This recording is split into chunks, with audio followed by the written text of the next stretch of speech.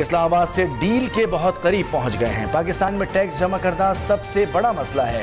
हुकूमत कम से कम 15% टैक्स तो जमा करे। आलमी मालियाती इदारे का बयान। मैनेजिंग डायरेक्टर क्रिस्टलिना जॉर्जेवा ने अमरीकी टीवी को इंटरव्यू में कहा, पाकिस्तानी हुकाम इंतहाई मुश्किल हालात में प्रोग्राम पर अमल कर रहे हैं।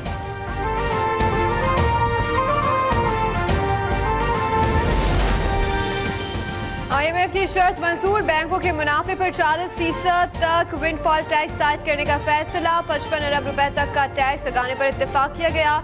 इतलाक 2021 से 22 तक होगा। आइंदा माह के दौरान वसूली की जाएगी। मुज़ाकरात की कामयाबी पर आज हतमी मुसव्वदा तैयार किया जाएगा।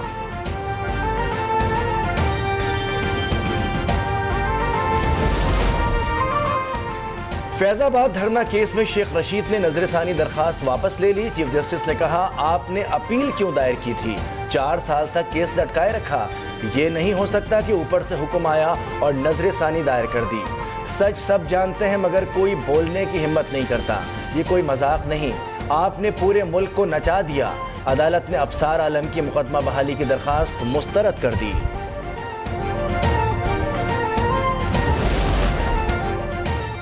फैजाबाद धरना केस में शेख रशीद ने नजरसानी दरख्वास्त वापस ले ली है। चीफ जस्टिस ने कहा कि आपने अपील क्यों दायर की थी? 4 साल तक केस लटकाए रखा। ये नहीं हो सकता कि ऊपर से हुक्म आया और नजरसानी दायर कर दी। सच सब जानते हैं मगर कोई बोलने की हिम्मत नहीं करता।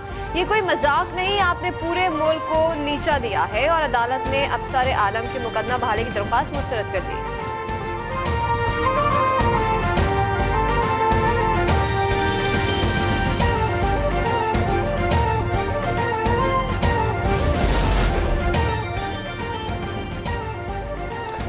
भारत में अक़लियतों पर मज़ालिम से मुताल्लिक़ निगरान वज़ीर-ए-आज़म अनवरुल हक काकड़ ने डोज़ियर लॉन्च कर दिया। मुसलमानों, मसीहों और दीगर मज़ाहिब के मानने वालों के खिलाफ वाक़यात शामिल हैं। इसमें कहा गया है कि भारतीय तारीख़ में मुसलमानों की बदतरीन नस्लकुशी की जारी है। मक़बूज़ा कश्मीर में 24,000 से ज़ायद मजहबी मकामात सरकारी तहवील में लिए गए हैं। फ़लस्तीन में बच्चों को निशाना बनाया जा रहा है। निगरान वज़ीर-ए-आज़म का मरगला डायलॉग से खिताब। अनवरुल हक ने कहा कि दुनिया में इंसाफ होता नजर आना चाहिए। पाकिस्तान आलमी अमन के लिए किरदार अदा करता रहेगा। सदर मुमलिकत आरिफ अलवी कहते हैं कि गजा में इसराइली जाहरियत पर इंसानियत शर्मिंदा है। जंगों से इंसानियत और वसाइल को नुकसान पहुँच रहा है।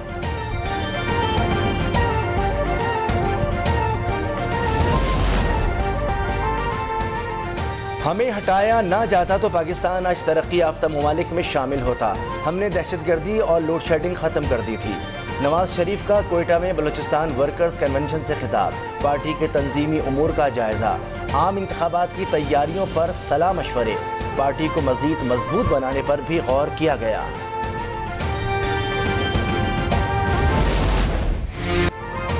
शहबाज शरीफ की कोयटा में असलम रईसानी और लश्करी रईसानी से मुलाकात। नून लीग में शमूलियत की दावत दे दी। लीगी सदर ने कहा कि हमने मिलकर बलूचिस्तान को खुशहाल बनाया है। नवाज शरीफ में मुदब्बिर हैं और सूबे के लिए उनकी खदमात सब जानते हैं। लश्करी रईसानी ने कहा कि बहुत जल्द फैसला करके ऐलान करेंगे।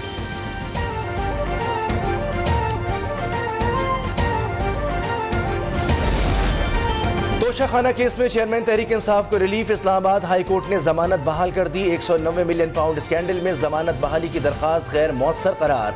नैब की जानिब से गिरफ्तारी डालने पर अपील गैर मौसर हो गई।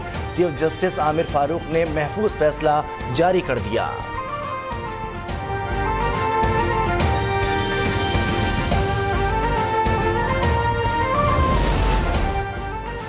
अफसरान के ओहदे के साथ साहब का लफ्ज इस्तेमाल ना किया जाए। सुप्रीम कोर्ट ने पाबंदी आयद कर दी। अदालत ने रिमांड से कि यह लफ्ज आज़ादी की नफी है। सरकारी अफसरान को एहतसाब से बाला बनाता है।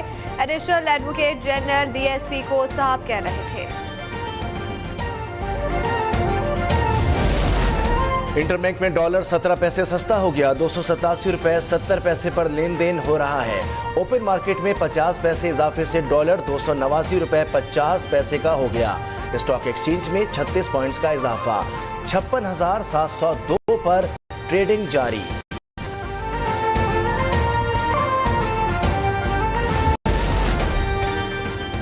मुंबई में वर्ल्ड कप पहला सेमीफाइनल। न्यूजीलैंड के खिलाफ भारत की बैटिंग जारी है। रोहित शर्मा 47 रन बनाकर आउट। शुभमन गिल ने निफ्ट सेंचुरी बना दी। इंडियन टीम ने 12 ओवर में 100 से ज्यादा रन बना डाले।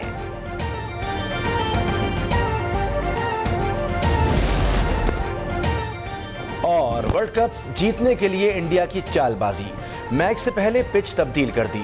बरतानवी मीडिया ने भांडा फोड़ दिया। सेमीफाइनल 7 नंबर पिच पर खेला जाना था, आईसीसी से इजाजत भी ना ली। पिच नंबर 6 भारतीय स्पिनर्स के लिए मददगार साबित होगी।